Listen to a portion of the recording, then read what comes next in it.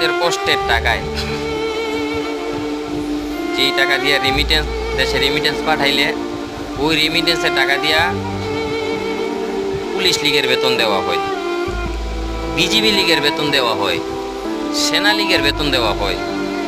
আর ওই টাকা দিয়েই দেশের অর্থনীতিকের দিকটা অস্ত্র কিনা হয়, দেশ রক্ষার জন্য অস্ত্র কিনা হয়। আর ওই অস্ত্র দিয়া বাংলাদেশের ছাত্রদেরকে রাস্তায় গুলি করে পাখির মতো মারা হয়। তো রেমিটেন্সটা দিবে কি? এই দেশ স্বাধীন হয়েছে মানুষের স্বাধীনতার জন্য, আর ওই দেশে যেন পাখির মতো মানুষ গুলি করে মারা হয়। তো ওই দেশে রেমিটেন্স দিয়া কি আল্লাহর কাছে অপরাধী হমু? মাথা খারাপ। আজকে 2 দিন ধরে বেতন পাইছি, লগে 3000 রিয়ালের বেশি আছে আমার কাছে। যা টাকা আমার কাছে এরকম টাকা আছে এখন বর্তমানে, আমি সৌদি আরব আছি, বাংলা টাকায় প্রায় 5 লাখ টাকার মতো হইব। একটা টাকাও আমি দেশে পাঠাইতাছি না, একটা টাকাও ব্যাংকে দিব।